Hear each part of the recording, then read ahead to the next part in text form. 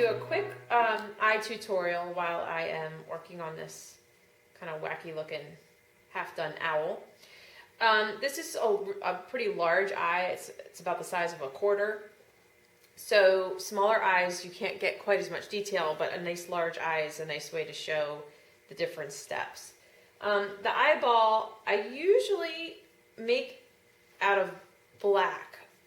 You could do a white eyeball and then the iris and then the black pupil and outline.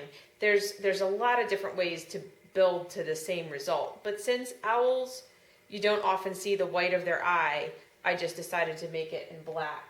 So I took some black core and wrapped it around the round part of the tool, of the Renzulli tool, in a crisscross motion and built up a little ball.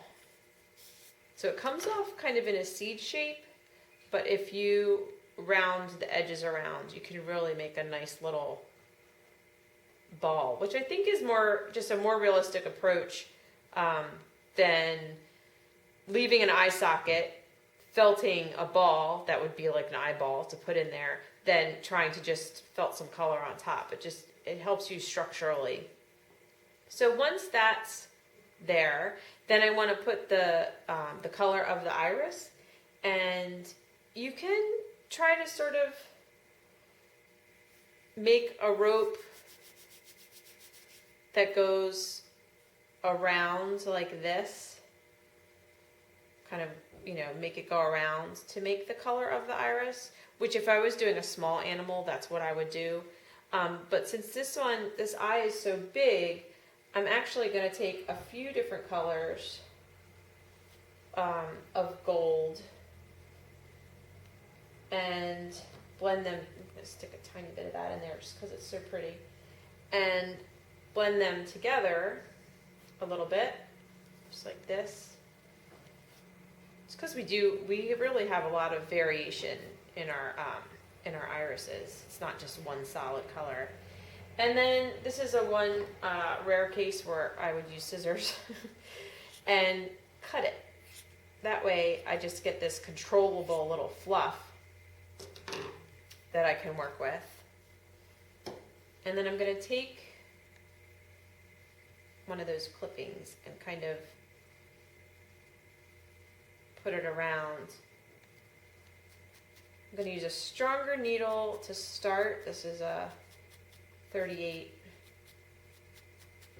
to get it started, and then a more fine needle to finish, but I need to get it stuck.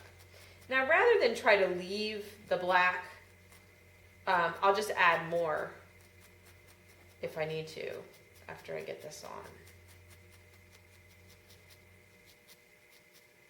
I got one little spot that's not quite. So what colors did you use there? This is merino, and I used, this is like a merino test.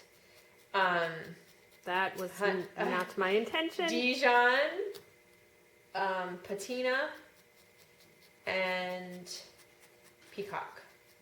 Ooh. Yeah. Okay, it doesn't look like much. It's a little random right at this moment. I'm going to redefine the black pupil. I always get iris and pupil mixed up, and I'm afraid I'm not saying it right. I like the black core. It's just nice and fuzzy and really easy to use. I'm just kind of fold it into about the size that I want and put it on there. Kind of keep referencing the other eye and make sure I'm getting them the same. Now, since an eye is round and it's a little bit translucent, neat things happen with light. So if the light hits the top, it kind of comes through the eyeball and creates a lighter spot in the iris, which is a really neat way to get more detail. So I'm going to use, this is butternut, and it's just a little bit of a lighter yellow. than what I used in the rest of the iris. And so I cut a little bit, and I'm going to put it right down here where that reflection would be. So if you're making something really small, it's just a matter of working with really small little pieces. You can actually get quite a bit of detail into something small. Am I shaking the camera? No. Okay.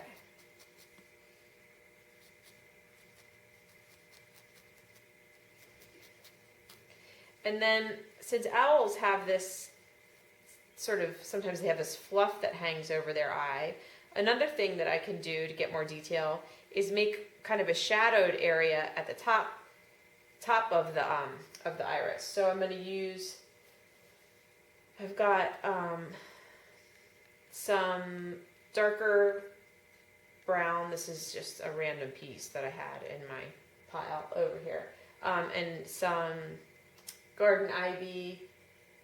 Just a couple of similar colors, but they're a little bit darker.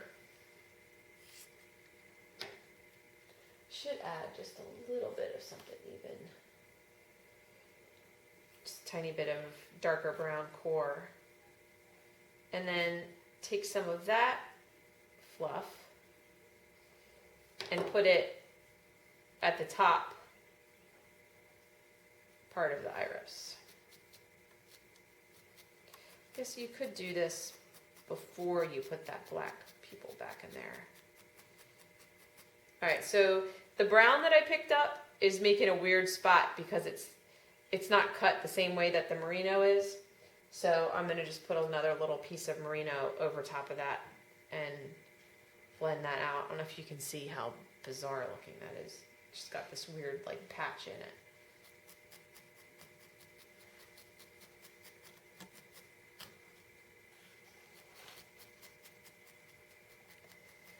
But basically, you want to work with, on a larger piece, you can work with about 3 different values. The overall iris, the highlight down at the bottom, and maybe a shadow at the top that's cast from the eyelashes or the brow.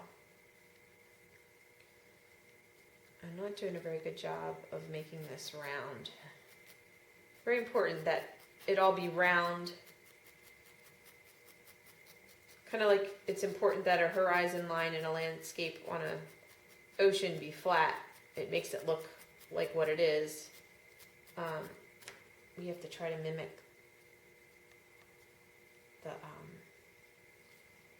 the perfection of an eyeball, which is not easy to do because it is very round. And then you want to put a little pop of white. I usually do it near the top and then out slightly off center, so it ends up being like 11 and 2 kind of thing. But look at pictures. That the light can be anywhere, but it should make sense to where your highlight is in the iris. So I'm going to put that in with a fine needle so it doesn't... And I put it right a little bit on the iris and a little bit on the pupil. All right, and then another thing that I did on this side was I redefined the black rim around the eye. So I can take a little bit of black and then just roll it to start to bring it together in my fingers. And then kind of want to redraw. This is another opportunity to make it round again. Whoops, I pulled some off and it turns out I need it.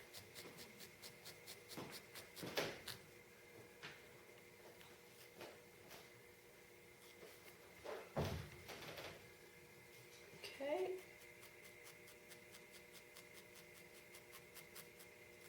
All right, well, my demonstration one. I think it pretty looks good. It all needs tweaking, but that's the general idea of it. But